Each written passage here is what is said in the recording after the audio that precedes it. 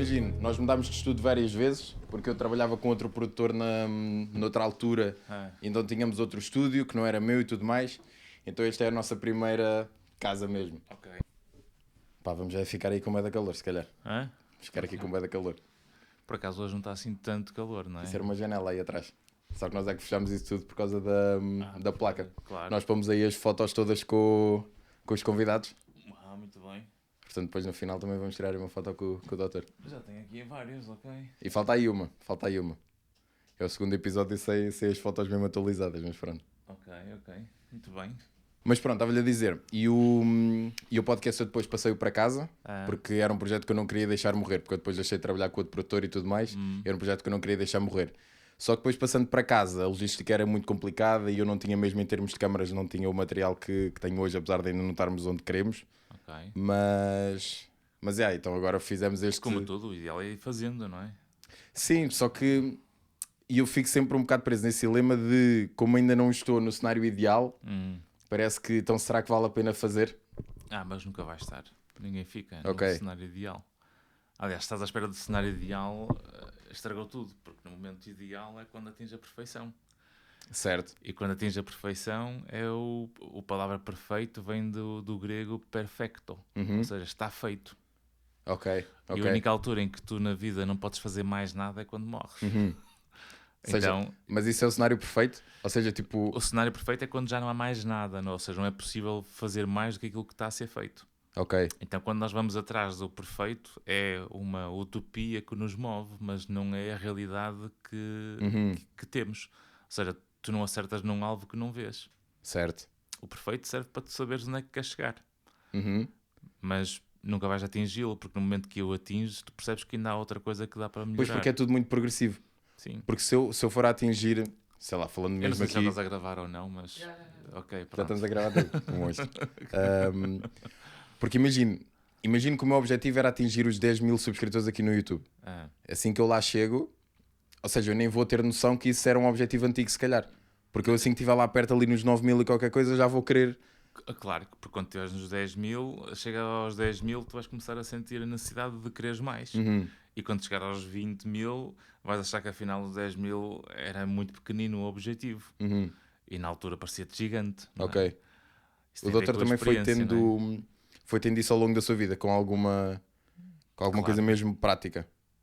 Claro, muitas vezes. Quer dizer, eu acho que se eu hoje... se aquilo que eu imagino hoje que é a minha vida já eu imaginasse aos 20 anos, se calhar eu era muito pouco ambicioso e era muito limitado. Ok. Portanto, graças a não ter sido tão visionário, ou seja, graças a ter tido objetivos que na altura faziam-me sentido, é graças a atingir esses objetivos que, à medida que eu ia superando, por superação, eu criava o novo. Ok. Porque a previsibilidade de um objetivo que atinges e ficas a vivê-lo, chega a uma altura e ele deixa de te ser suficiente. Porque a satisfação é sempre temporária, porque as emoções são sempre temporárias. Portanto, o Euromilhões sabe-te bem no dia que tu ganhaste e durante umas semanas, se calhar alguns meses, mas chega a uma altura, se tu não mudas ou se tu não crias um pouco novos desafios, a vida fica enfadonha como era antes do Euromilhões. Certo, ok. E não é um bocadinho... Porque eu tenho sentido isso na parte de... Há muitas emoções, ou seja, a nossa vida vai estar sempre, se calhar ainda mais dependente de outras pessoas do que se calhar mesmo de nós próprios. A vida vai estar sempre dependente de outras pessoas. Ou seja, no sentido de as emoções que essas pessoas nos geram. Claro, mas não mais do que de ti próprio, não é? Porque tu é que comandas a frequência e a intensidade das relações que tu tens. Ok. Portanto, tens contextos de vida, tens pessoas à tua volta, esses contextos que tens são os contextos que tu foste exposto até certa altura, porque tu até certa altura nenhum de nós escolhe o que tem, portanto é o que é. Ok. E depois, quando começas a ter mais consciência, é que começas a perceber se estás onde queres, se queres sair de onde queres, se o que tens te chega, se o que tens não te chega, e depois são as tuas escolhas que te fazem a seleção de aumentar frequência ou reduzir frequência, ou aumentar a intensidade ou reduzir a intensidade com quem está à tua volta. Okay. E se calhar aquilo que está à tua volta, se não te chega, o desconhecido tem que te atrair. Porque se não te atrai o desconhecido, o que é que vai acontecer? Tu acabas por ficar limitado à vida que tens. Mas se ela não te chega, então tu não reclames de estares a ter medo do desconhecido, não é? Portanto, tens que abraçar o medo e o desconhecido, e isso faz de ti uma pessoa mais corajosa, porque tu abraçaste o medo. Ok, então deixa-me fazer aqui, e corrija-me se estiver errado. Na sua história um bocadinho foi mais ou menos, eu lembro-me de já houve um vídeo qualquer ou uma entrevista a algum ou outro podcast que o doutor esteve presente, que contou a história de quando tinha acabado o seu curso e queria ir ver uma palestra ou algum seminário de psicologia. Sim. Ou seja, essa coragem que também teve para... Conto só um bocadinho da história só para depois também contextualizar aí a malta que... Portanto, eu quando estava a acabar o curso, portanto, o meu curso, eu sempre investi muito na minha formação, faz parte de mim, eu queria saber mais e para além disso, eu demorava 1h30 a chegar à faculdade e depois demorava outra 1h30 a regressar a casa. Né? Portanto, eram 3 horas por dia que eu tinha muito tempo para pensar, para ler, para ver as árvores a crescer no dia a dia, não é? E para ver muita gente, porque tinha a sorte de estar sempre rodeado de muita gente a viajar. E isso parece que não, mas ensina muito a ouvirmos histórias, a percebermos a importância da paciência e da tolerância para as frustrações, para ganharmos calo perante o que temos que aceitar. E nessa altura também estava basicamente a meio do curso e havia um congresso mundial de alcoolismo no Porto. Ia ser o primeiro congresso que alguma vez Portugal tinha recebido daquela envergadura. Pois só tinha um formador português, não era? E só tinha um dos organizadores, era um professor meu do ano anterior, então, que era o Dr. José Barrias. Entretanto, eu olhei para a lista dos organizadores. Antes disso, primeiro olhei para o preço do congresso, não é? E percebi que aquilo era 80 contos. Portanto, 80 contos pois era, que é 400 5, né? euros, não é? Okay. E eu pensei, era bem, 400 euros para ir a um congresso, eu não tenho este dinheiro. Então como é que eu faço? Como é que eu consigo ir a um congresso sem ter dinheiro para ir? Então olhei para a lista dos organizadores e no meio lá do John e do Mark e não sei o quê, tinha lá o José Barrias e eu disse, olha, este foi meu professor o ano passado. Então fui ver onde é que ele trabalhava na prática clínica, porque ele era médico psiquiatra. E fui-lhe bater à porta e disse, olá professor, fui seu aluno no ano passado, eu tenho aqui este congresso que eu gostava imenso de ir aqui no Seminário de Vilar no Porto, mas eu não tenho dinheiro. Eu queria saber se era possível para a equipa da organização, sei lá, transportar caixotes, distribuir garrafas de água, limpar as casas de banho, eu acho que é arrumar distingue, coisas. Né? Tipo esse fogo que já tinha... Sim, ou seja, sim. de arranjar maneira para ir. Exatamente, eu queria, agora não sei como, não é? Certo, mas a decisão estava tomada. O alvo estava lá, bem definido, não é? Certo. Então ele gostou da atitude, lá me arranjou a entrada e disse-me, olha, pronto, quando acabares o curso passa cá. E pronto, eu lá lá fui ao congresso, portanto consegui participar num congresso. Porquê? Porque nessa altura o pior que me podia acontecer era não ir. Eu, como nunca lá tinha estado, e agora olhando para trás, como nunca lá tinha estado, eu não perco o que eu nunca tive. Ou seja, nenhum de nós perde o que nunca tem. Então isto significa que o pior que eu podia conseguir era continuar como estava.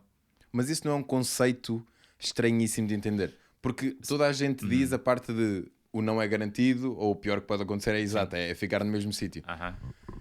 Mas lá está, como nós temos sempre aquele medo de... Porque se calhar é sempre aquele medo do julgamento externo, de se der errado e houver alguém que... Claro. Eu não pensava assim na altura. É o que eu digo, quando olho para trás, e essa é uma das coisas muito interessantes, é que a mente humana, à medida que vai passando pelas experiências e vai aprendendo com elas graças às frustrações e ao sofrimento que ela causa, porque o sofrimento ensina muito mais do que o sucesso. Então só depois é que nós conseguimos unir os pontos para perceber como é que nós já funcionávamos sem saber que assim funcionávamos. Ok. Ou seja, essa que é a parte interessante. a forma como nós lidamos com a adversidade, ou com a rejeição, ou com a frustração, é que vai ser muito, ou seja, é muito mais educativa essa forma, se eu tiver uma atitude de olhar para as coisas no sentido do ganho que existe em relação a onde eu estou, porque isso é que é o mundo real. Porque o que eu quero é um mundo idealizado, portanto é uma construção de significados que eu faço na minha cabeça, não é? E portanto o nosso pensamento é sempre uma antecipação de um cenário que nós queremos, porque temos vontade de lá chegar, mas que na vida real ele não existe neste momento. E portanto ele só serve apenas de orientação de um caminho. E nunca para eu me frustrar nesse caminho, porque eu só posso comparar o mundo que eu tenho no presente com o mundo que eu tinha. Porque são mundos que existiram, o ontem e o hoje. Se eu se comparo o mundo que eu tenho hoje com o mundo que não existe, eu estou a ser muito injusto nessa comparação. E esse mundo que não existe muitas das vezes é mesmo o mundo das outras pessoas, por exemplo. Porque se eu me comparar a outra pessoa que pode estar ou com a minha idade, ou fazer um podcast também, ou noutra coisa qualquer... Claro. Nunca te esqueças que só fazes comparações, geralmente, com quem está melhor do que tu. Certo. E por isso é que nós também só vemos pessoas que estão geralmente com aquilo que nós queríamos, ou com as nossas ambições, ou com os nossos desejos, e eles já lá estão. E isso, numa fase muito primitiva e básica, causa frustração e inveja, mas também, se for visto com mais maturidade, isso significa que também eu só estou a invejar porque é algo que eu quero. Então, em vez de estar preocupado em frustrar o outro, eu se calhar tenho que perceber o que é que ele fez, porque ele está onde eu queria estar. Então eu tenho que ver como é que ele fez para eu lá chegar, em vez de lhe querer dar a cacetada para ele cair. Então porque é que nós temos sempre... Porque é que o nosso primeiro intuito é sempre ter essa inveja de forma um bocadinho mais negativa e da forma de... Caraças, eu é que estou a ser um injustiçado. Porque aprendemos isto socialmente e a cultura, quer se queira, quer não, a cultura condiciona muito da nossa maneira de pensar. E quanto mais nós temos uma cultura ou crenças ou ambientes que estão à nossa volta que acham que têm direito às coisas sem termos a responsabilidade pelo processo de as ter, isto faz com que eu queira reconhecimento antes de mostrar valor. Ok. E se eu começo a querer reconhecimento antes de mostrar valor, eu começo a achar que tenho direito. Mas eu não vou ter direito a nada, nem vou ter qualquer tipo de reconhecimento do mundo antes de eu primeiro mostrar valor. Então eu tenho que fazer primeiro o meu caminho, e o meu caminho é para acrescentar aquilo que eu tenho. E é por isso que, se nós virmos isto por etapas, cada degrau novo que eu tento chegar é um degrau que eu nunca estive. Ou seja, é sempre progresso, não é mesmo? Eu estou sempre a superar-me, porque cada degrau novo... E é por isso é que é desconfortável, e é por isso que a pessoa falha muito na parte nova. Ou seja, se pegarmos no desporto, e pegando em pesos, não é? E pegando um pouco nos exemplos que o Arnold Schwarzenegger tem como referência... Ainda temos de lá chegar aí. A parte boa é que o peso no ginásio é um bom exemplo disso, ou seja... porque é que eu vou desistir de treinar quando eu não consigo pegar no peso que eu quero? Ok, vou pegar a fazer peitoral com uma barra de 20 e depois quero pôr mais ali outros 5 de cada lado. Não estou a conseguir. Eu não sou talhado para isto. Mas se eu tiro o peso de 5, acho que estou a ser fraco, porque eu devia pegar mais do que 20. Mas ponho 30, já não consigo, já estou a ficar frustrado.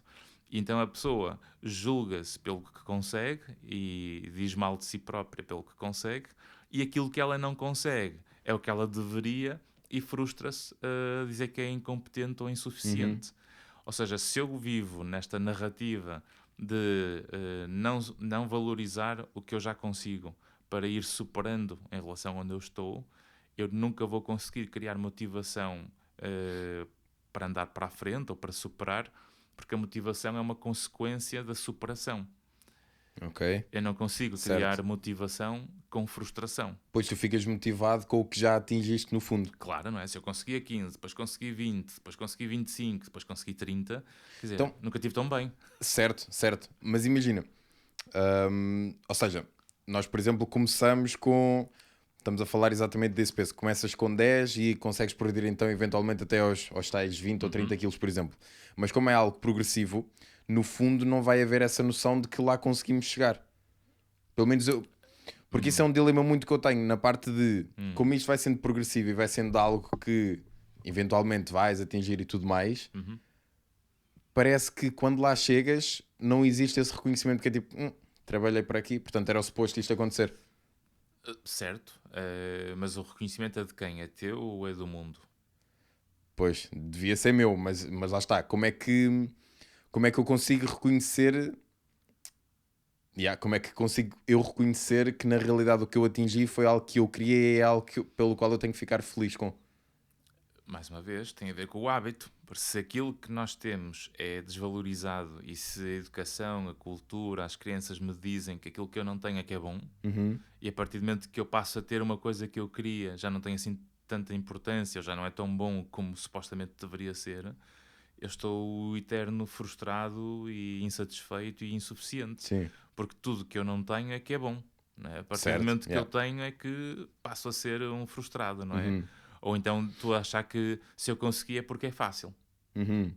Significa que uma pessoa de valor teria que ter o objetivo alcançado de uma forma não fácil. Porque eu assumo que se é fácil para mim, é fácil para toda a gente. Uhum. E o que é certo é que o que faz com que as coisas sejam mais fáceis ou mais difíceis tem sempre a ver com a inclinação e a motivação que nós temos para a tarefa. E o processo, se estiver alinhado com o alvo, nós conseguimos alinhar a energia e as emoções e a motivação ancorada nesse alvo à medida que vamos superando no processo. Se eu não consigo superar no processo, ou seja, se eu me vou frustrando cada tentativa que eu vou fazendo, e em vez de eu perceber que estou a superar e eu estar sempre a dizer que ainda não lá estou, ainda deveria estar lá, não é? Ou seja, cada vez que pegas um peso novo e não consegues e estás a criticar-te porque já deveria estar, tu não estás a ver a microevolução que estás a fazer à medida que o tempo vai passando. Certo. E é por essa tentativa e erro que nós vamos superando. Porque a superação é tentativa e erro. E eu nunca vou falhar naquilo que eu já sei fazer. Então, eu se não quero falhar, eu não posso então acrescentar camadas novas. É isso, ou seja, se não quer falhar tem que ficar sempre no mesmo sítio, Por né? isso é que eu costumo dizer, eu adoro a falha. Eu, quanto mais falho, mais longe vou. Então a falha é uma parte integrante do sucesso. Abraçar a falha, abraçar camadas de desafio em que eu provavelmente vou falhar, é onde provavelmente eu estou a expandir. Ok. Ou seja, e como é que isso se reflete, mesmo, e também continuando se calhar a história que estávamos há pouco a falar do Dr. Ivandro, como é que isso foi refletindo, por exemplo, nesse processo que estava a falar? Se calhar isto vem de antes, não é? Porque eu lembro que estava eu na minha adolescência a ver os meus filmes do Rambo e do Comando. Porque são os seus maiores... São quero estar a reduzir são ídolos o que... na altura, sim, Okay. sim, são grandes ídolos. Depois também tenho outra pergunta para si dentro desse aspecto. E na altura eu dizia, não sei porquê, um dia eu quero conhecê-los. Ok. Não é? E portanto, só me demorou 30 anos a conseguir chegar lá, não é? Caraças, e conseguiu. Mas não larguei o osso. Certo. Foi tipo Mas aí é que está o segredo do fundo. Exatamente, o segredo é nunca desistir, não é? Nunca desistir. Porque isso não se ensina, porque ninguém lhe ensinou a não desistir. Como é que não desistes? Tipo, isso não dá para... Ou tens agora, ou não? Não, depende. Ou seja, nós podemos ter uma predisposição para, e claro que deve ter aqui qualquer coisa na minha genética, em termos filogenéticos, que vem com essa parte mais estrutural do meu DNA, não é? E é por isso que nós temos características que nos diferenciam logo de um ponto de vista biológico e filogenético, e nós não nos podemos esquecer isso. Ou seja, nós nunca vamos conseguir partir todos do mesmo lugar. Nós nunca vamos partir todos da mesma meta de partida. Porque isso é um erro hoje em dia. Nós começamos a achar que temos que pôr toda a gente na mesma meta de partida e é possível naquilo que nós controlamos.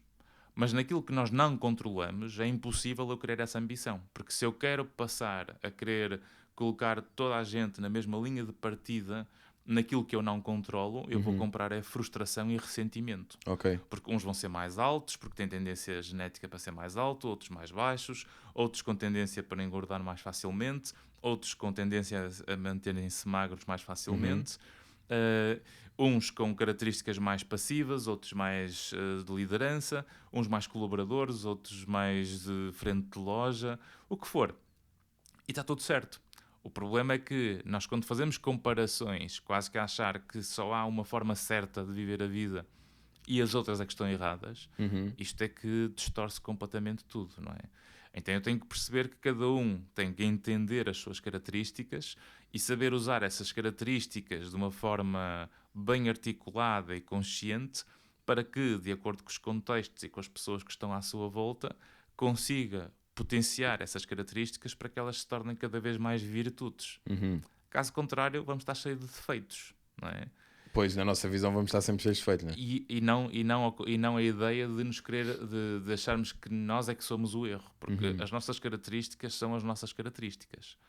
E quando eu começo a dizer mal das minhas características, eu estou a ir contra a minha própria natureza. E a natureza é muito mais forte do que a nossa vontade, ou as nossas emoções, ou os nossos pensamentos. A natureza é uma componente estrutural da nossa vida. Então, as minhas características são aquelas que eu tenho e, portanto, eu tenho que conseguir abraçar essas características como virtude, sabendo geri-las, e não querer anulá-las. Porque se eu quero anular características, é uma questão de tempo para que elas voltem a rebentar. Ou seja, para que elas...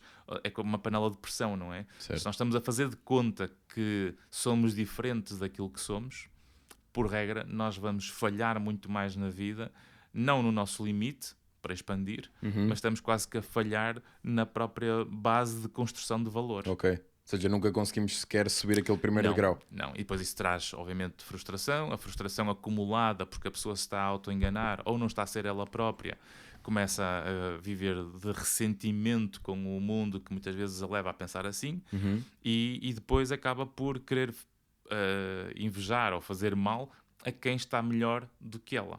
Né? E depois faz o desdém, não é? O desdém, ou dizer mal também, tem sempre a ver com o que ela quer, mas que já abdicou de lutar. Né? E isso é que não pode acontecer, porque isso, qualquer pessoa que se coloca nessa posição vai começando a visualizar-se a si própria numa posição de vítima, e a forma como o tempo que nós passamos nesse lugar de queixa, de vitimização, de dizermos que os outros é que são maus para nós, o mundo é que é injusto, isto e aquilo, a forma como eu vou deixar de ser vítima ao longo do tempo vai-me tornando cada vez mais um vilão.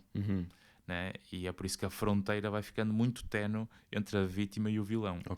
Por isso a maturidade tem a ver com o podermos aceitar que eu posso estar vítima temporariamente, mas eu não vou ser vítima permanente. Para sempre, não é?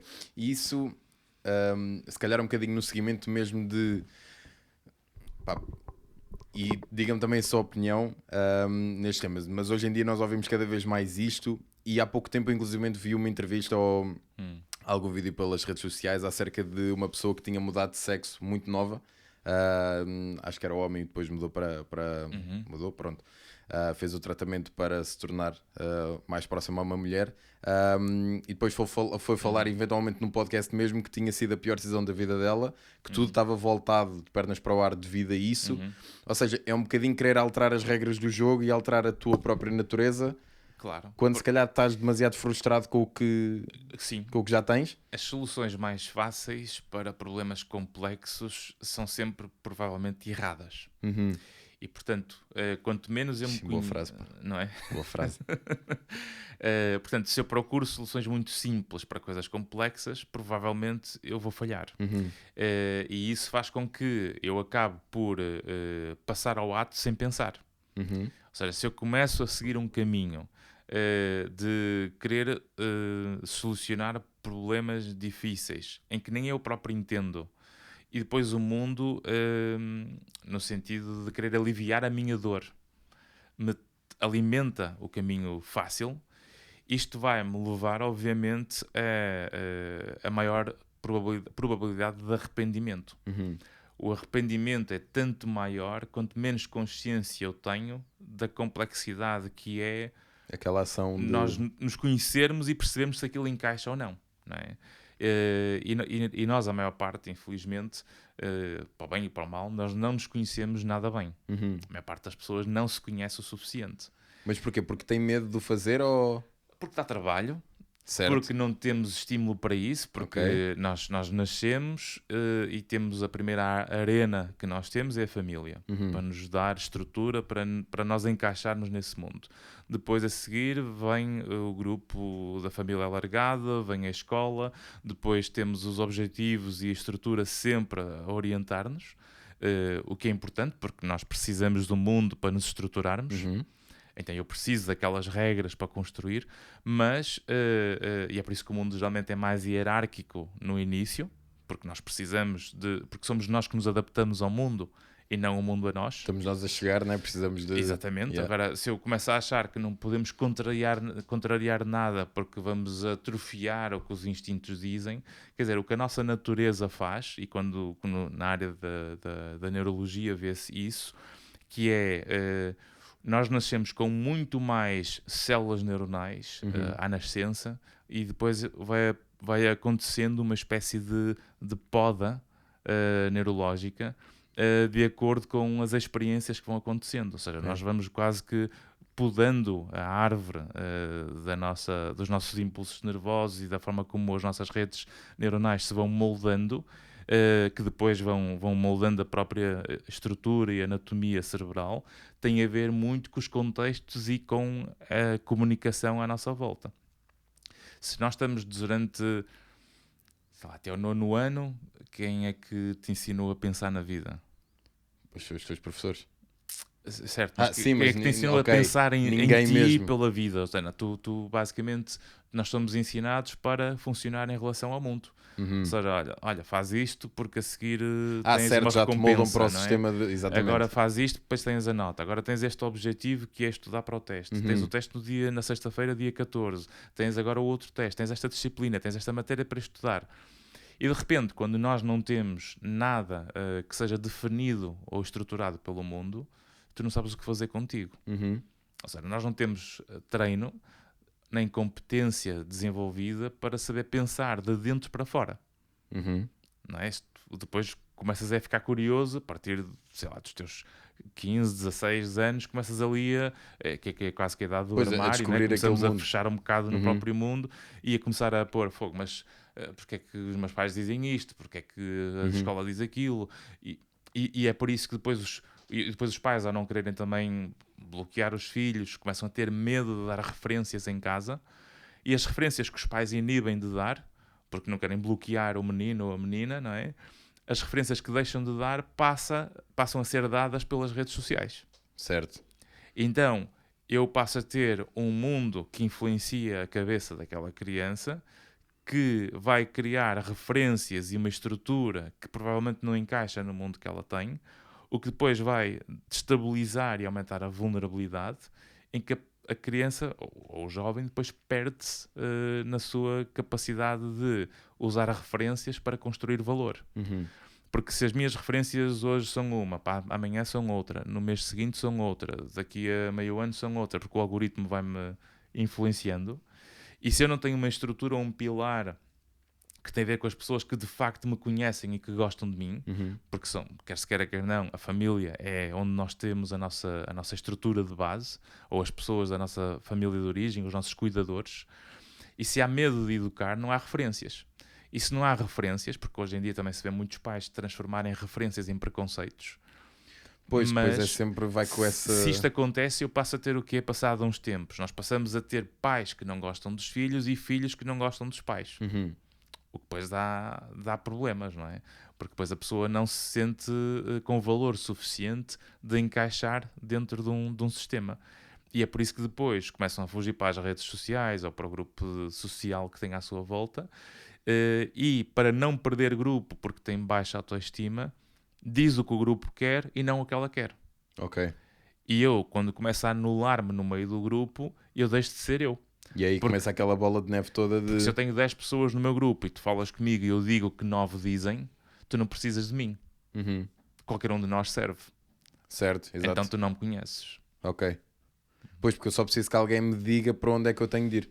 Sim, e para além disso é tal coisa, nós temos características próprias e temos maneiras de pensar próprias, e apesar de termos características e crenças comuns e maneiras de pensar semelhantes, há muitas coisas que nos tornam diferentes. E são essas diferenças que traz a riqueza e a diversidade. Se eu defendo a diversidade ao mesmo tempo que não posso ser diferente de ti, eu estou num paradoxo. Ok, certo. Yeah. Porque eu sinto que tive um bocadinho isso na altura que, quando eu fui competir a primeira vez, lá está, temos um dia específico para uma determinada, para quem diz competir, diz outra coisa qualquer, em que tu tenhas um dia específico para que tu naquele dia tens que estar no teu melhor. E lá está, isso foi um fenómeno que eu me dei, um fenómeno, salvo seja, que eu me dei conta a primeira vez. Assim que acabou o dia da competição, eu fiquei perdido porque parece que não havia mais nada pelo qual tinha de lutar. Porque como eu tive tanto tempo em que o primeiro objetivo e único era aquele, assim que aquilo terminou, parece que fiquei sem chão e é tipo, e agora? Preparam-te ali para... lançam-te aos leões e é tipo, caraças. E a parte boa disso é que está tudo bem. Certo? Não há problema. Sim. Aqui é outra coisa que é preocupante. Hoje em dia, com esta linguagem de que encontra o teu propósito, tens que encontrar o sentido da vida, tens que estar sempre bem, parece que não posso estar triste, não é? Parece que a tristeza é um problema. A tristeza é uma emoção saudável. Pois, que é uma coisa que o doutor também defende muito que... Sim, nós precisamos sentir emoções. Estar bem não é estar sempre feliz. Estar bem não é estar com euforia permanente. Isso é quase que doença, não é? Certo. E portanto, se eu tenho um momento de vida que é negativo, obviamente a tristeza é esperada que eu a tenha. Se eu não sentir tristeza, aí é que não encaixo na realidade. Ou seja, tem que haver uma congruência entre as minhas emoções e a realidade que eu tenho. Obviamente, se tu atinges um momento alto da tua vida e como estás a competir e atinges o objetivo que era ganhares o prémio, chegares à tua meta, atingires a taça, conseguires a taça, esse momento vai-te saber bem pelo instante que vale por ele próprio, que me dizia o Nietzsche, a felicidade é um instante de vida que vale por si só, e depois, obviamente, ficas num vazio. Ok, e agora? Pois é isso. Ficas perdido. Era o que nós dizíamos no princípio. Chega a uma altura, atingiste aquele patamar e depois vais criar outro. Mas tu, para descobrires outro, tu tens de estar perdido. Porque tu, para te encontrares, tens de estar perdido, que senão já não estavas perdido, já não precisavas te encontrar. Sim, é lógica pura. Se nós pensarmos por aí, é lógica pura. E, portanto, eu preciso ficar perdido no final de um objetivo, numa espécie de ok, e agora? O que é que eu faço? Não é? Tenho uma vida à minha frente, tenho capacidades para lutar por mais, e agora, afinal, este patamar está conseguido. O que é que eu vou fazer a seguir? Isso é o que fez o Arnold, por exemplo. Ele primeiro foi para a parte da musculação, do culturismo, depois, ao querer ser campeão de fisiculturismo, depois de ter ganho tudo e mais alguma coisa, mudou completamente o rumo. Começou a perceber o que é que eu vou fazer agora. Não tenho nada para fazer agora estou a ficar meio perdido na vida.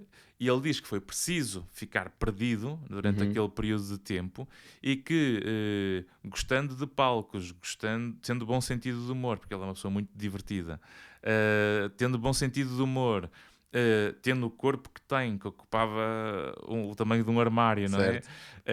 E as pessoas tendo medo dele, como é que eu posso transformar estas minhas características que o mundo interpreta como ameaçadoras, porque sou grande, tenho um nome que ninguém consegue dizer e tenho um sotaque que mete medo. E portanto, como é que eu posso transformar isto em algo que me aproxime do mundo e não que me afaste dele? Porque ele era uma espécie... Ele tinha tudo para ser vítima de bullying. E quando ele começou a perceber que poderiam começar a gozar com ele usou o humor para desarmar os outros. Porque o humor desarma. Não é?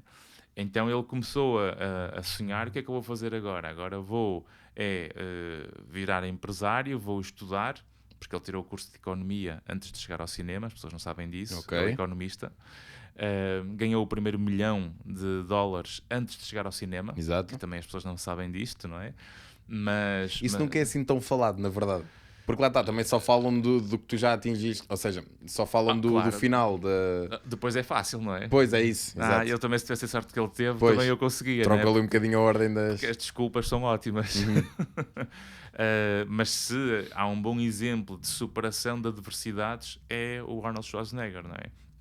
E portanto, ele, ao ficar perdido no final dos palcos do fisiculturismo, ele imaginou: o que é que eu vou fazer a seguir? Então ele, como gostava de cinema, começou a querer se aproximar dos atores, das atrizes, dos produtores, dos agentes, do meio que ele queria entrar. Ok. E aí o que é que toda a gente diz? O quê? Eu ir para mundos desconhecidos? Ninguém me conhece. Não me vou meter lá, porque isso é muito desconfortável. E o pior que pode acontecer é continuar sem conhecer. Pois é isso, era o que estamos a falar. Ou seja, no fundo a lógica é sempre a mesma, não é? E quando nós começamos a perceber que há traços comuns que nós encontramos nas pessoas mais bem-sucedidas, e que um desses traços é a forma como lidam com a adversidade, a forma como lidam com a incerteza, com a insegurança, com os problemas. E estamos a falar de alguém que veio de uma infância perturbadora. Alguém que tinha um pai violento, que lhe batia, que o espancava, um irmão que era protetor, que morreu num acidente de automóvel, que era o protetor dele, e ele ficou sozinho depois de ir para a frente. Uma mãe muito preocupada, que tinha também receio do pai. Ele que quis ganhar músculo para fazer frente ao pai. E portanto, as motivações que as pessoas arranjam têm a ver sempre com a forma como organizamos os pensamentos. E o pensamento, funcionando por linguagem, é uma construção de significados. E, portanto, quando tu atinges uma meta e a seguir ficas perdido, o estar perdido faz parte do caminho para descobrir a próxima meta. Então não é um problema. O desafio é esse. E como uma pessoa fica meio perdida, isso parece uma coisa má, mas como tudo na vida é temporário, não é? Tudo na vida é sempre passageiro, exceto o motorista. Tudo é passageiro. É das tuas, puto, esta é das tuas piadas. Como tudo é passageiro, de facto, então eu tenho que perceber que há ali momentos em que nós saboreamos e há momentos que vai-nos faltar qualquer coisa. E a nossa natureza tem uma coisa lindíssima. A nossa natureza tem temos uma dádiva que a natureza nos dá, que é a consciência. E o que é que acontece? Quando tu estás perdido na vida, o que é que faz a natureza contigo? Obriga-te a pensar. Faz-te sentir mal. Para quê? É tipo um alerta, que é tipo, olha, calma. Exatamente, dá-te ali uma emoção negativa ou põe-te numa posição de maior vulnerabilidade emocional, para que tu, ao sentir-te pior, aumentas a capacidade de pensamento. Para quê? Porque é a tua natureza a dizer-te: olha, se ela falasse, não é? Do tipo: olha, pega lá, agora ficas a cismar um bocado com isso. Mas eu não quero pensar nisto. Não, então eu vou-te aumentar a cisma, para ver se tu reparas que tens que criar soluções, não é?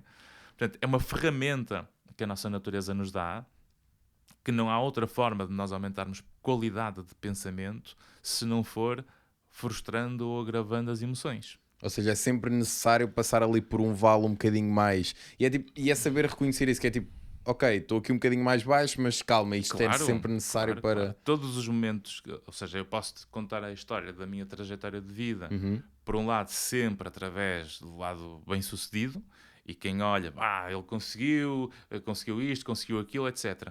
Mas eu acho que tudo que eu consegui foi por causa de tudo que eu falhei. Ok. Ou seja, eu se não tivesse falhado tanto na minha vida, eu se calhar não tinha construído o que construí. Não é? E portanto eu estou com uma vontade enorme de continuar a falhar. Ok. Porque graças à quantidade de falhanças, de tentativa, erro, mas acima de tudo nunca desistir, porque o alvo continua lá, não é? Porque eu podia estar a falhar e o alvo ficar mais enublado. E eu começava a sentir que já não fazia mais sentido aquele alvo. E quando os alvos deixam de fazer sentido, aí já não há problema nenhum eu deixar de jogar o jogo. Ok, mas não... Ou seja, mas pode ser desconfortável o facto de... Isto se calhar também se relaciona um bocadinho com o largar crenças. Mas largar um objetivo que foi um objetivo durante muito tempo é algo difícil, é algo que exige uma coragem do caraças, se calhar, ou não? Quem diz um objetivo, se calhar diz uma crença, mas eu não sei até que ponto é que é positivo sim. largarmos crenças assim como... Não, é um desafio muito grande, é complexo, é muito difícil e temos que estar dispostos a refletir e quase que a dar corpo às balas para pensar sobre isso, não é? O que é difícil, porque a maior parte das pessoas não gosta muito de mostrar vulnerabilidade. Certo, nem com elas mesmas. Nem com ela mesma. Mas se calhar porque existe a crença de que falar com nós mesmos é uma coisa má, existe a crença de que sentir mal é uma coisa má, existe a crença de que sofrer é uma coisa má, e o sofrimento inevitável, não é? Porque se for escolhido já é o masoquismo, não é? Agora, quando a pessoa já percebe que o sofrimento, sendo inevitável nas circunstâncias que muitas vezes existem, ele existe para nos orientar e proteger valor. Porque ninguém sofre se aquilo fosse bom. Certo. Então o sofrimento existe porque realmente causa um desalinhamento entre aquilo que está a acontecer e o que ela queria. Então se aquilo que ela queria não está a correr como ela quer, como neste momento a realidade está-lhe a dar, então o sofrimento é um contributo que a natureza está a dar para nos ajudar a orientar caminho. Para quê? Para proteger o valor e para voltar a orientar a vida. E portanto, nenhum sofrimento é para condenar. O sofrimento é feito para nos ajudar. E se eu perceber, tu vês isto de uma forma muito simbólica, e por isso é que o ginásio e o desporto é ótimo para isso. O sofrimento que eu tenho quando estou na minha carga máxima a fazer as repetições, não é? Quando eu estou a fazer só mais uma, ou quando tem alguém ao meu lado, anda lá, só mais uma.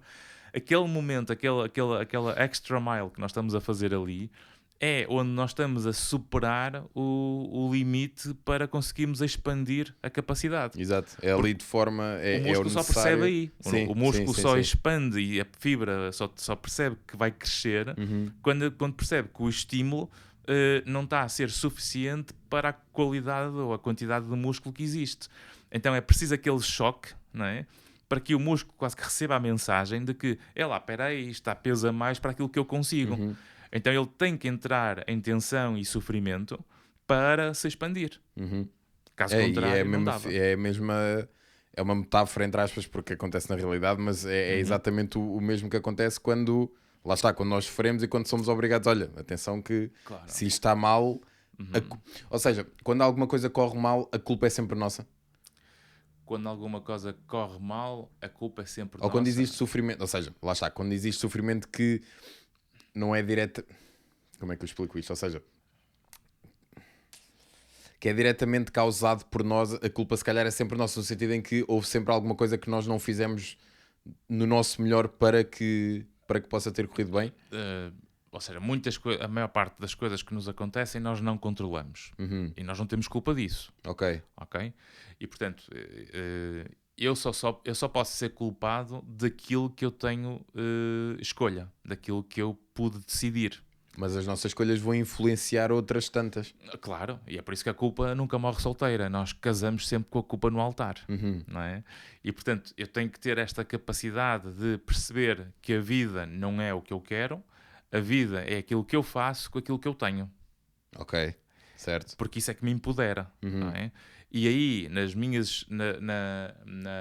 na minha possibilidade de escolher, se eu não tenho consciência das minhas escolhas, porque não refleti o suficiente, aí a culpa é minha. Se eu não fiz o que eu sabia que deveria ter feito, aí a culpa é minha. Por isso é que a natureza também nos ajuda causando arrependimento. O arrependimento existe muito mais por causa daquilo que a pessoa podia ter feito e não fez. O arrependimento é quase sempre nesse patamar. É quando, eu na altura devia ter dito, eu na altura devia ter feito, na altura devia ter tido mais coragem, eu na altura devia ter...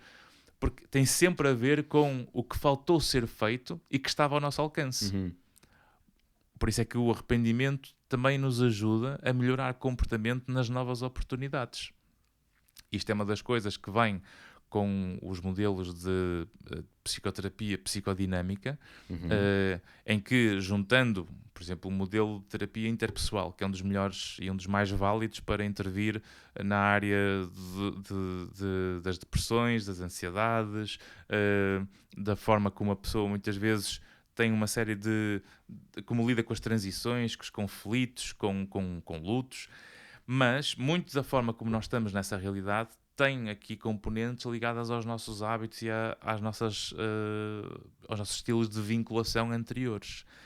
Então, o que faz a vida no presente vai me dar contextos de vida em que vão ativar mecanismos meus antigos, que têm a ver com os meus hábitos, que têm a ver com as minhas rotinas, com a minha família, com as pessoas que estão à minha volta. E quando a pessoa diz, eu estou condenado, parece que eu estou sempre a repetir a mesma vida ou os mesmos padrões, e a pessoa não está a enxergar ainda que sempre que surge uma oportunidade nova na vida e nós estamos a trazer um padrão antigo, o que a nossa natureza está a dizer é pega lá mais uma oportunidade para que tu possas treinar a capacidade de reagir de maneira diferente, para que tu não sejas o mesmo de sempre. E o problema está quando as pessoas, eu acho que é sempre uma falta de, até se calhar, alguma humildade, e nós conseguimos pôr o nosso ego de lado quando nós não reconhecemos essa oportunidade para, em vez do nosso primeiro impacto ser abordar isso de uma forma negativa, é tipo, fónico, só me acontece a mim, caralho, se eu estou injustiçado na minha vida ou o que seja, não temos, se calhar, a coragem para pôr o nosso ego um bocadinho de lado para, ok, não, se calhar sou eu que estou um bocadinho mal e deixa-me receber isto de uma forma... O ego insuflado é que faz mal. Porque nós precisamos sempre ter algo. O teu algum... ego é aquele que equilibra entre as tuas pulsões que vêm inatas quase e da tua própria natureza e que equilibra com o que é o superego, que é aquilo que vem com as regras do mundo, com a pressão do mundo, etc. O teu ego é o que equilibra esses dois lados, o lado mais das tuas pulsões interiores com aquilo que vem do mundo. E, portanto, o teu ego bem gerido é maduro, ou quer ser maduro. Tu, ao não conseguires conversar internamente nessa gestão, é que faz com que a pessoa se esconda a não querer abraçar e a aceitar aquilo que tem que ser naquele momento. Porque eu, quando eu vejo as minhas vulnerabilidades, quando eu percebo as minhas fraquezas e sei usar esse momento de sofrimento para perceber o que é que eu quero, nós construímos valor. Não é? O exemplo do Congresso foi um bom exemplo para perceber como é que, através de ter a vulnerabilidade da inscrição no Congresso, que eu não sabia como, mas eu olhei para o que estava ao meu alcance e tentei reagir de uma maneira que habitualmente eu não reagiria se eu tivesse vergonha ou se deixasse que a vergonha ganhasse.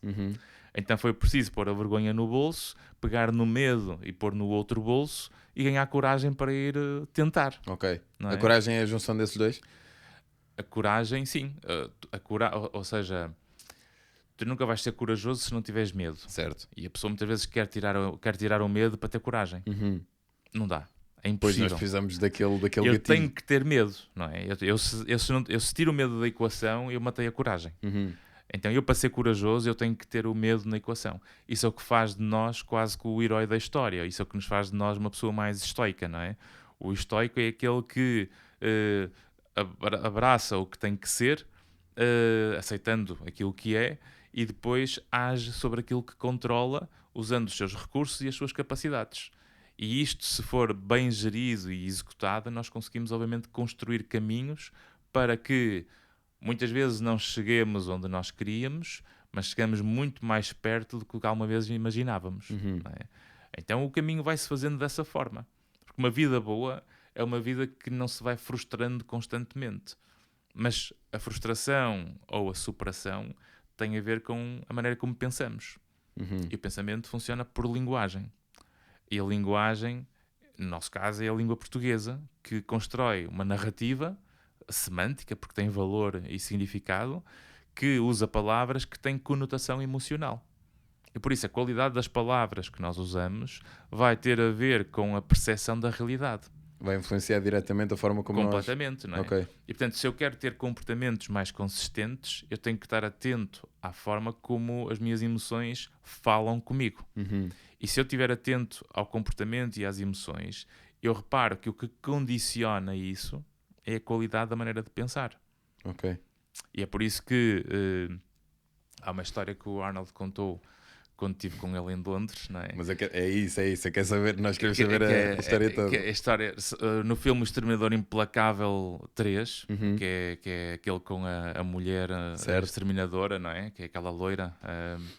E ele, no início, naquela cena do carro rebocador, que ele quase que destrói metade da cidade, há lá uma cena que ele agarra-se ao pilar do guindaste do caminhão e depois destrói um prédio inteiro. Esse prédio, o orçamento dessa cena era de 1 milhão e pouco. Graças. E os produtores queriam tirar a cena do filme, porque aquilo ia ser uma despesa grande, não é?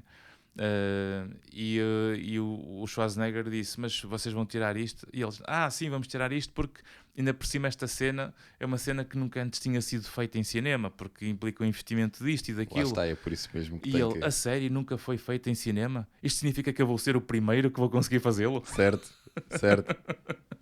E portanto, a lógica dele é esta, não é? Outro bom exemplo é quando ele estava na tropa, não é? Quando ele foi, na altura que entrou na tropa, porque era obrigatório na Áustria, ele houve um dia que saiu à socapa da noite, lá onde estavam a dormir, e foi fazer uma competição e voltou. Pois foi, esse foi o primeiro vídeo do Arnold que eu vi, ou seja, ele a falar sobre essa com 16 anos? Enfim, 18 anos. Ok, 17 pronto, mas era 18, sim. caraças, E ele com 18 anos foi essa competição e quando voltou foi apanhado. Então disseram que de castigo, lá o comandante disse, tu de castigo vais ficar a passar por baixo do tanque e ir por cima do tanque e ir por baixo do tanque, aquilo no meio da lama em baixo, e depois vais ficar a fazer isso o dia todo, de castigo. E ele, a sério? Vou ficar de castigo a fazer isso? Então vou treinar o dia todo? Era mesmo isso que eu queria. Era mesmo isso que eu queria, não é? E depois também houve outra altura que ele também ficou de castigo e disseram que ia para a cozinha, para a cantina, e ele, a sério? Vou aprender a cozinhar? Ou seja, eu acho que lá está, é sempre aquela parte de a perspectiva é que comanda meio que te acontece, ou seja... Aceitando o inevitável, responsabilizando-se pelas consequências da escolha que ele teve, tirou proveito daquilo que pois pode. É, isso mais vale do que estar... Se isto já me vai acontecer, exatamente. É pior eu estar a olhar disto de É aquela expressão inglesa que é just relax and enjoy, não é? Sim, certo. Porque é melhor do que já que me vai acontecer, caraças, olha, deixa-me ver o melhor lado. Sim. Ok. Então como é que isso... eu quero entrar para aí. Como é que isso aconteceu? Porque não foi só com o Arnold, depois também foi com o Van Damme. Com Stallone. Exatamente, com o Stallone. O Van Damme ia ser, mas depois ele cancelou porque o cão do Van Damme morreu e ele cancelou o evento. Caraças, mas como é que isso acontece tipo, com os três, pelo menos as nossas maiores referências em termos de cinema, se calhar? Sim, mas por um lado eu estava atento, não é? Nós vemos aquilo que queremos, não é? De certeza que há muito mais oportunidades para muito mais gente, só que como estava mais sensibilizada para estes, não só porque eu gostava, mas porque são pessoas que geralmente são exemplos de histórias de vida, de superação, porque eles têm vidas muito adversas durante o seu desenvolvimento. Então a melhor maneira de nós conseguimos passar a mensagem da ciência é através de storytelling de pessoas. Então, através dos exemplos, eu consigo depois mostrar a ciência que está por trás. Okay. Quando falo de vulnerabilidade, quando falo da resiliência, quando falo de modelos de diates de stress, ou seja, das vulnerabilidades do passado para a forma como nós lidamos com situações de stress no presente, tudo isto são modelos científicos que a melhor maneira de comunicá-los é através de exemplos. E pronto, e há uns anos atrás eu lido muito com eu tenho as duas áreas de especialidade, né? A área da psicologia clínica e da psicoterapia e a área da psicologia das organizações. Certo. Porque eu comecei muito na área clínica, lidava com muito burnout, depressão, ansiedade ligada aos problemas pessoais, mas também ligada ao mundo das empresas. E depois pensei com a minha equipa que se nós ajudássemos a resolver os problemas nas empresas, eles queixavam-se menos na consulta. Certo. Assim, e se calhar até consegue ajudar um todo um bocadinho exatamente, maior. E assim abraçávamos um bocado estes dois mundos. E isso obrigou-me, obviamente, a especializar-me, não é? E, portanto, eu sempre lidei com artistas, atores, atrizes, músicos, produtores. E há uns anos atrás também tive um produtor ligado a cinema internacional que estava a fazer filmes aqui em Portugal, não é? Ainda recentemente tivemos aqui o Velocidade Furiosa em Viseu. Certo, exato. Não é? Já tinha feito o acompanhamento todo, já estava prestes mesmo a dar alta, era quase que um check-up final, e estávamos a marcar a próxima sessão. Essa pessoa diz-me: doutor, nesse dia não podemos agendar porque eu vou estar a fazer parte da organização de um jantar de homenagem à carreira do Stallone. Eu disse: bom, mas eu para acabar o tratamento eu tenho que ir. Exatamente. Senão não vai ter alta. Senão não vai ter alta. E nesse tom de brincadeira lá me inteirei melhor do que aqui era. Era um jantar de homenagem à carreira do Stallone. E pronto, lá fui a Londres, ao O2 Arena, não é? Num jantar de umas 400, 500 pessoas. Então é mesmo um evento. É um evento de homenagem à carreira dele, em que era uma celebração de carreira com um resumo da vida dele, em que ele em palco também falou várias histórias de vida dele, e sendo públicas podem ser contadas, porque se fosse meu freguês já não podia, não é? E depois no final o momento de convívio, podemos tirar foto com ele e podemos estar ali quase que a tentar falar o melhor possível ou o máximo possível, mas eu e mais 500, não é? Pois é isso. Mas é tal coisa, é a possibilidade de podermos conviver com alguém que nós conhecemos quando éramos pequeninos, não é? E que vimos uma trajetória de vida e depois vimos um exemplo de superação que depois nos ajuda a falar da resiliência, não é? E ele, o Stallone, é alguém que teve logo o azar de nascer portanto, no momento do nascimento, o médico, ao usar os fórceps para tirá-lo da mãe, corta-lhe o nervo facial. Por isso é que ele fala com aquela voz rouca, não é? Hey, Adrian! E tem assim a cara... Sim. E depois ele, portanto, teve uma família que não era nada meiga, era uma família muito desamparada emocionalmente, portanto, o pai também deixou a casa, era frio, a mãe também era uma mulher instável emocionalmente.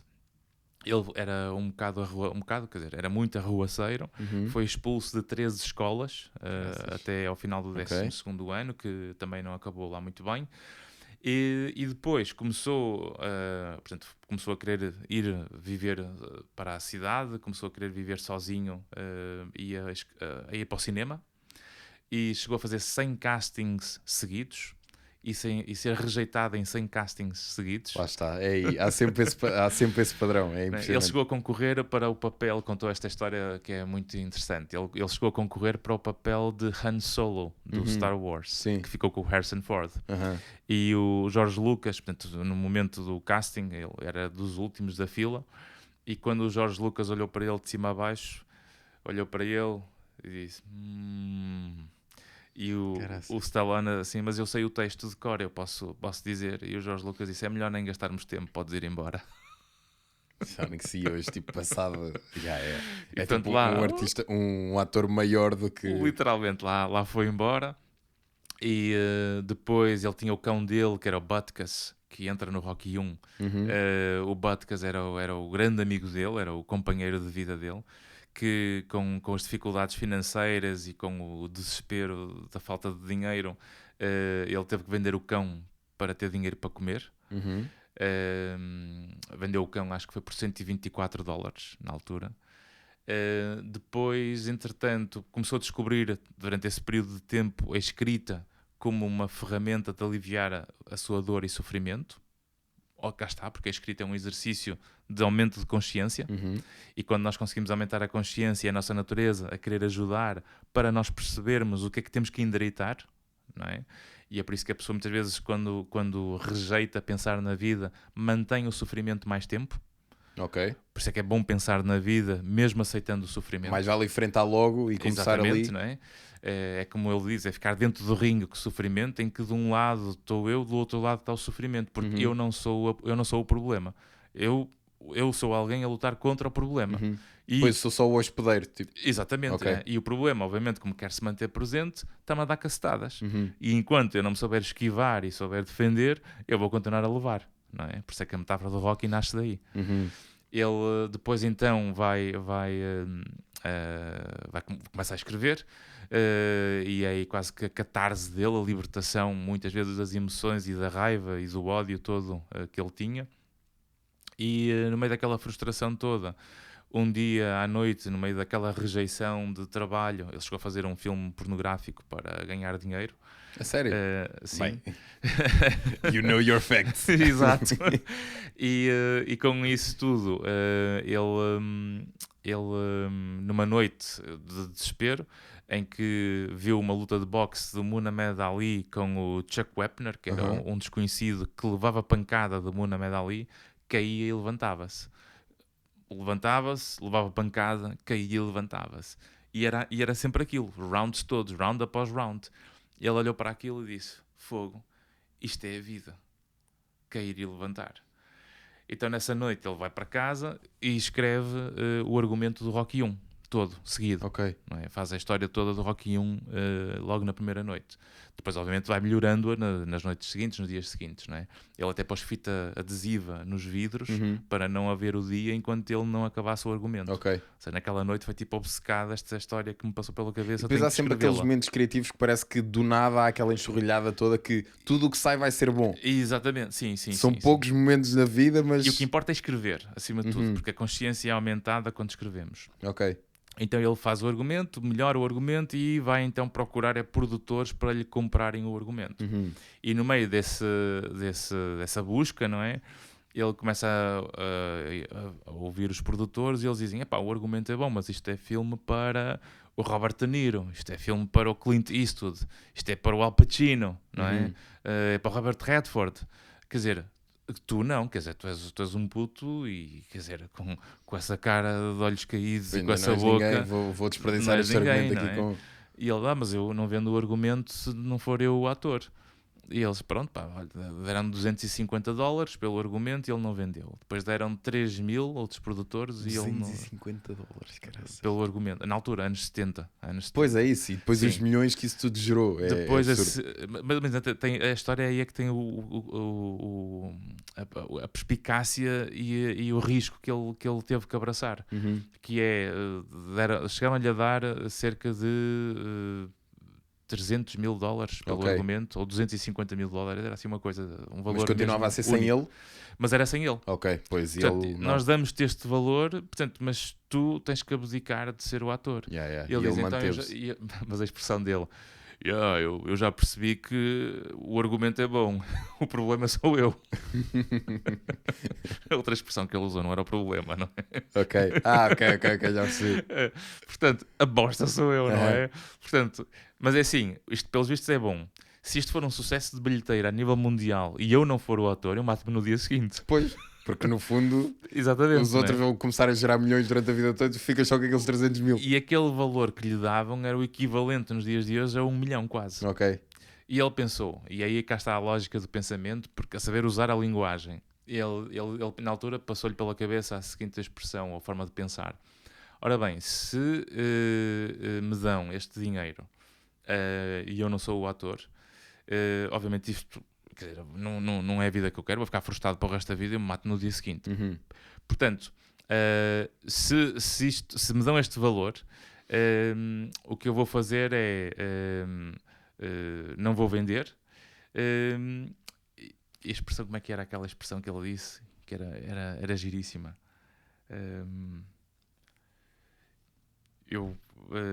Exatamente, mato no dia seguinte. Por isso, eu não vendo e eu não faço ideia o que é ganhar este dinheiro. Porque eu ainda há pouco tempo vendi o meu campo por $124. Portanto, eu não faço a mínima ideia do que é ter este dinheiro. E, portanto, porquê é que eu hei de estar a sentir-me frustrado por uma coisa que eu não tenho? Lá está. Então, ele aí conseguiu segurar o impulso, teve quase a vender, mas segurou o impulso, não é? E foi ter com um dos primeiros produtores que lhe dava $2.500 pelo argumento. Okay. E lá o convenceu e ele cedeu que ele fosse o ator. E ele pega no cheque dos $2.500, qual é a primeira coisa que ele faz? Vai buscar o cão. Vai comprar o cão de volta. Mas é isso, ou seja, é os valores que estão ali. Exatamente, estão ali e não mexem, por muito que... E ele vai ter com o homem quem vendeu o cão por $124 e o homem disse, mas agora vais ser ator de cinema e vais ser rico, então eu vendo-te o teu cão por 2.500. E eu exijo entrar no filme. Sério? A sério. Portanto, no Rocky 1, lá na plateia do ringue, está na plateia o agiota. Ok, que era o dono do cão, eventualmente. Que tinha sido o dono do cão durante aquele período de tempo. E, portanto, ele, entretanto, o filme é lançado. É lançado por causa do Frank Sinatra e da Liza Minnelli. As pessoas não sabem disso, mas o Frank Sinatra, todos os fins de semana, gostava de ir para os estúdios da Canon. Na da Canon, não. O filme era... Qual era a editora? Pronto, eles iam lá para o estúdio em Hollywood e iam visualizar filmes novos. Então lá o Frank Sinatra pega na cassete do Rocky, começa a ver o filme do Rocky e diz, fogo, lá com o seu whiskyzinho, não é? Que ele está sempre a beber o whiskyzinho. E ele, pá, este filme é bom. Liza Minnelli, anda cá, vamos ver este filme. Lá os dois viram o filme e aconselharam o produtor então a lançar a nível nacional e internacional.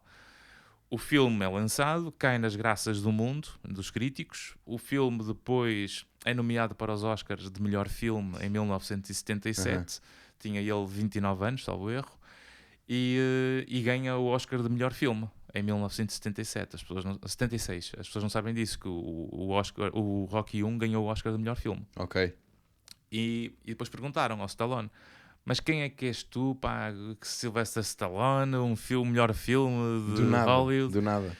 E eu sou alguém que durante 28 anos disseram que eu não prestava. E, portanto, porque é isso, lá está, é o acumular de nãos. E o não desistir, acima de tudo, não é? Aquela crença de não desistir. E o Schwarzenegger é a mesma coisa. O Schwarzenegger vindo da Áustria, com aquele pai violento, o irmão que morreu, o ser maltratado pelo pai, a humilhação constante. O pai era simpatizante nazi, era chefe de polícia. E ele, entretanto, percebeu que a Áustria não chegava para ele. Né? This is too small for me. I need to go big. And if you have to think big. Eu não sei o que é mais absurdo, se é a imitação de estar igual. Ou é que está igual, se fechares os olhos, tu vês o Arnold. Então ele lá manda portanto, ele consegue os campeonatos aqui, porque ele disse que quando ele queria ser fisiculturista, o pai dele dizia que aqui na Áustria, fisiculturista, tu tens é que ser a jogar futebol. Agora, essa porcaria de fisiculturista, não sei o quê, músculos, etc. Entretanto, ele diz, mas é isto que eu gosto. E ele, aliás, o pai dele, por exemplo, durante vários anos, ele, para comer o pequeno almoço, o pai obrigava-o a fazer flexões e a treinar antes da comida. Caraças. Portanto, se tu não treinas antes de comer, tu não tens acesso à comida. Ok. E ele então fazia push-ups, sit-ups todos os dias, sempre, para conseguir ter acesso ao pequeno almoço. Por isso é que ele é viciado em desporto. Pois, porque já tinha... Ou seja, isso já passa se calhar a ser tipo uma cena para modo de sobrevivência. Porque tu precisas de fazer aquilo para sobreviver. Exatamente, precisavas de comer. Ou seja... e a maturidade é isso. A maturidade é, por exemplo, quando tu ouves agora... Quando ouves... Não há problema. Quando ouves agora o Schwarzenegger na idade que tem, ele diz uma coisa interessantíssima, que é: se eu não tivesse tido o pai que tive, eu hoje não era quem sou. E, portanto, eu estou grato ao meu pai. Meu pai foi fantástico em tudo que ele fez comigo. Porque graças a tudo que ele fez comigo, eu hoje tenho a vida que eu quero. Não é? E ele passou anos seguidos sem ver o pai, sem falar com o pai. Ele não foi ao funeral do pai. Portanto, ele teve uma série de atritos e de problemas familiares, e que, por isso é que ele depois ficou muito mecânico e muito comercial e muito dedicado ao trabalho. Porque o trabalho foi a fuga para a realização pessoal das frustrações todas que ele tinha na família, não é? E, portanto, ele soube o que fazer com o sofrimento que tinha. É um bocadinho isto a mensagem, não é? Sabermos o que fazer com aquilo que nos acontece, não é? Isso é que é a vida.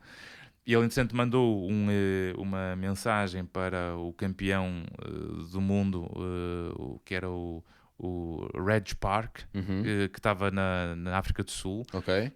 Mandou uma carta com as fotografias dele, a dizer que era o ídolo deles, e o Reg Park era o que fazia o Hércules também. Ok, já sei, sim.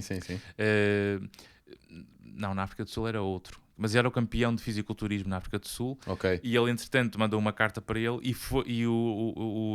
esse fisiculturista convidou-o para ir treinar com ele. Então ele ainda sonhou mais alto. Depois a seguir mandou uma carta com fotografias para o Joe Weider, daqueles produtos de proteína, para a América. Mandou uma carta a dizer que eu gostava muito de trabalhar consigo, o meu sonho é ir para a América, eu gostava de ser culturista na América. O Joe Weider pagou-lhe o bilhete de ida para os Estados Unidos. Ele chegou lá, o pessoal do ginásio foi o que lhes deu talheres e roupa e espaço para dormir, porque ele foi com nenhum dinheiro para a América. Depois percebeu que os culturistas na América treinavam 3 horas por dia, de manhã, iam apanhar sol para a praia e depois vinham treinar outra vez. E ele diz, esta gente não faz nada.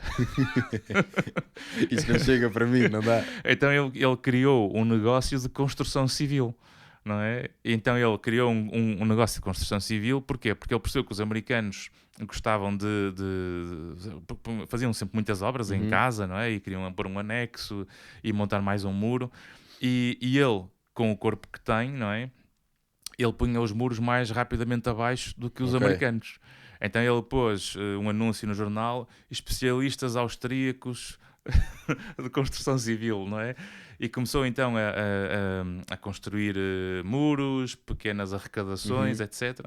E depois começou a perceber que dava para ganhar dinheiro isso. Então ele também contou esta história que é when I was there, it is important because I was putting all the walls down, and when the walls fall down, I got the bricks, and those bricks I would sell it as a vintage bricks. Foi, era essa a história, exatamente. Porque havia aqui uma história com um tijolo qualquer. Ele destruía muros de um lado, pegava naqueles tijolos velhos e depois ia vender no outro lado vintage, como tijolos vintage. E ele dizia: agora também já tenho a idade que tenho, já posso dizer que fiz isto. Sim, agora já está. Agora a malta. E hoje em dia a malta, se tiver o tijolo, é tipo, eu tive um tijolo vendido pelo Arnold. Pelo Arnold, exatamente. Já dá. Portanto, ele fez isso, depois criou um negócio por correspondência de venda de bilhetes por correspondência de revistas de culturismo. Depois foi estudar à noite para tirar o curso de Economia, e depois começou, com o dinheiro que ganhava no culturismo, começou a querer fazer investimentos imobiliários. E tudo isto graças a quê? À capacidade de abraçar pessoas novas, de conhecer pessoas novas, de se colocar em networking para relacionamentos interpessoais novos, que é o que a maior parte das pessoas tem medo. Ou seja, as pessoas têm medo de ir para sítios novos, para contextos novos, para conhecer pessoas novas. E esta é a melhor mensagem que estes dois personagens fazem, que é o facto de eu ir atrás a mundos que eu não conheço, em contextos que eu não controlo, e estar perto de pessoas que eu não sei quem são. Só me vai ensinar e dar coisas novas que... Quanto mais eu me frustro nas minhas primeiras tentativas, mais eu desenvolvo a capacidade de saber estar desconfortavelmente nesses meios. Certo. E chega a uma altura, se vamos imaginar que para ficarmos bons a fazer alguma coisa eu preciso de 100 tentativas, eu só vou ser o miserável em sofrimento durante as primeiras 25 a 30. Mas eu tenho que aguentar o processo se eu continuar a visualizar que eu quero aquele objetivo, aquele alvo no final. Então esse é o processo de superação constante, não desistir, utilizar a falha e o erro como parte integrante do processo para chegar onde eu quero e... pegar nas nossas vulnerabilidades, aceitando-as como são e aproximando dos contextos das pessoas que nos podem ajudar a ultrapassá-las. E obviamente nós não vamos conseguir resultados diferentes com as mesmas pessoas, nem com os mesmos contextos, quando ainda para mais eles só nos dificultaram o caminho. Então temos que estar gratos, como dizia o Fernando Pessoa. É bom todos aqueles que nos vão pondo pedras nos caminhos, porque graças às pedras que nos colocam eu vou construindo o meu castelo. Mas é isso, a mensagem é sempre conseguir abraçar. Se quiserem isso, temos aqui o livro, mudamos pelo que fazemos com tudo isto, não é? Não, mas no fundo, porque lá está, é sempre, a ação acaba sempre por ser o mais importante dentro do que, ou seja, do que nos acontece e do que nós pensamos, nós conseguirmos agir da forma mais positiva para nós dentro disso, acaba por ser sempre o que distingue. Sim, e é isso que também depois é transversal a tudo o que nós fomos falando aqui no nosso podcast. Portanto, estas histórias, esta ciência que está por trás das histórias, as metáforas, a filosofia do estoicismo que está sempre presente aqui a enovoar isto tudo, não é? Certo. Porque o estoicismo está ancorado em 4 grandes virtudes, que é a coragem, a justiça, o temperamento, que é a gestão emocional, e a sabedoria. Okay. Portanto, tudo isto só é adquirido quando nós sabemos pensar na vida. E ninguém pensa na vida se não tiver problemas.